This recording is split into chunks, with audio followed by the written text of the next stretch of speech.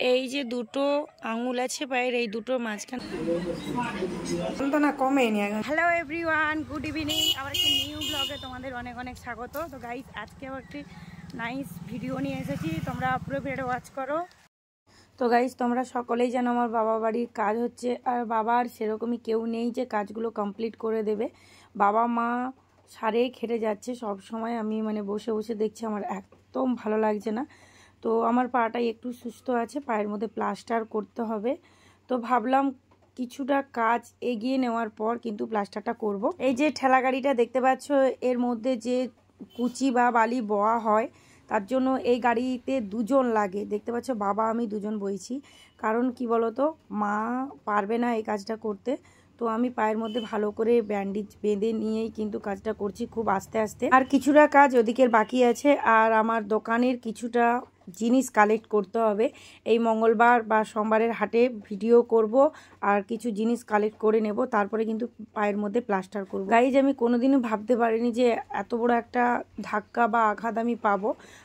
এই আঘাতটা আমার শরীরে অন্য কোনো জায়গায় হলে আমি হয়তো ঠিকঠাকভাবে চালাতে পারতাম। এমন একটা জায়গায় হয়েছে পায়ের মধ্যে, যে পা আমাকে সবসময়ের জন্য কাজে হেল্প করে। আমি যেখানেই যাই আমার পাটা খুব সুস্থ থাকা দরকার, কিন্তু পারছি না। জানি খুব অল্প স্বল্প হয়তো ভেঙেছে, যার জন্য কিছুটা রেস্ট নেওয়ার পর ঠিক হয়ে যাবে। আমি প্রায় এক সপ্তাহের মতো রেস্ট নিয়েছিলাম, তবুও ঠিক করতে পারিনি। এই সপ্তাহে তো মার্কেটে ভিডিও করতে যেতে পারিনি। তারই সাথে দোকানেরও অনেক ড্রেস বা ব্লাউজ বা অনেক কিছু অর্ডারই ছিল, সেগুলোও তুলে আনতে পারিনি। তোমরাও আশীর্বাদ করো আমার পাটা যাতে তাড়াতাড়ি সুস্থ হয়ে যায়। পাটা সুস্থ হওয়াটা খুবই দরকার। সামনে দুর্গাপূজা আছে, আমি বিভিন্ন মার্কেটে যেতে চাই ভিডিও বানানোর জন্য, কিন্তু দেখো আমার নসিবটা এতটাই খারাপ, যার জন্য বারবার আমি আঘাত পাচ্ছি। তো গাইজ, এই হলো বাবাদের ছাদ কমপ্লিট প্রায় হয়ে গিয়েছে, আর এত বর্ষা হচ্ছে, ওপরের ছাদ কমপ্লিট হবে। আর এখন ইট গাঁথা শুরু হয়ে গেছে। ওপরের ছাদরা কোনো রকম ভাবে কমপ্লিট না করতে পারলে কিন্তু এবছরও বর্ষায় ডুবে যেতে পারে, কারণ আমাদের এখানে প্রচুর পরিমাপে বর্ষা হচ্ছে। তো গাইজ, এইমাত্র আমাদের কুচি বওয়ার কাজ শেষ হয়েছে। এরপর কিছু বালি আছে ওখানে, মা তুলছে। আজকে আর বইবো না, কারণ মেঘের অবস্থা দেখো, বৃষ্টি হচ্ছে। আর আমাদের এখানে কারেন্ট হচ্ছে অভিশপ্ত, যদি এক ফোঁটাও বৃষ্টি হয়ে যায় সেক্ষেত্রে কারেন্ট চলে যাবে।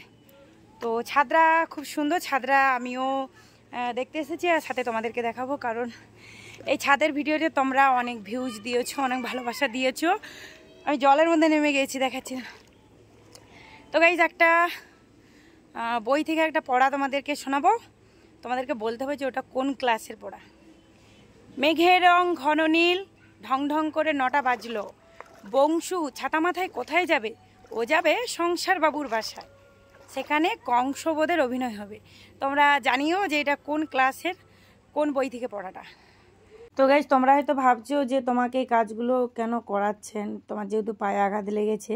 কিন্তু দেখো, কোনো রকমভাবে কোনো উপায় নেই, আর আমাকে বাবা মা জোর করে করাচ্ছে না, আমি করে দিচ্ছি। কারণ বাবারও অনেকটা চোট লেগেছে, বাবারও শরীরটা একদমই ভালো নয়। তবু আমার সাথে যে আমার কাকুর ছেলে দুজনকে দেখেছিল, তারা আর বাবা মিলে ইঁটগুলো পুরোটাই বয়ে নিয়েছে। ইঁটগুলো আমাকে বইতে হচ্ছে না, আর কিছু রয়ে গেছে, কারণ প্রচুর পরিমাপে বর্ষা হচ্ছে। আর পায়ের এই জায়গাটা ফ্র্যাকচার, তো এই জায়গাটা প্লাস্টার করতে হবে। যেহেতু ওটা ওই জায়গাটার ওপরে, তো ততটা চোট বোঝা যায় না। তো দেখো, আমি আর তোমাদের দাদাভাই এসেছিলাম এক্সরে করার জন্য। আর পায়ের মধ্যে যেহেতু বড় বা ধিতকুমারি দিচ্ছি, এতটা পরিমাপে যন্ত্রণা, যার জন্য ওই যে স্পটটা পড়ে গেছে, তুলতে পারছি না। কোনো দিয়ে যে ঘষে ঘষে পায়ের উপরে তুলবো সেরকমই নয়, পায়ের মধ্যে এতটাই ওই জায়গাটা আঘাত করলেই ব্যথা লাগে। এমনিতেই চলাফেরা করলে কিন্তু ততটা বোঝা যায় না, খুব স্বাভাবিকভাবে আমি চলাফেরা করছি, বা আমাকে দেখলেই বোঝা যাবে না যে আমার পায়ে আঘাত আছে। কিন্তু যদি কোনো আপ ডাউন সিঁড়িতে বা কোথাও একটু তাড়াহুড়া কাজ করি, সেখানে কিন্তু পেন উঠে যায়, পায়ের মধ্যে প্রচুর পরিমাণে পেন হতে থাকে। যার জন্য আমি আরও একবার ডাক্তারখানায় এসেছি, ওখানে ঠিকঠাকভাবে দেখানোর জন্য। আর আমি পায়ের মধ্যে প্লাস্টার করে কিছুটা দিন রেস্ট নেব, কারণ দুর্গাপূজার সামনে আছে।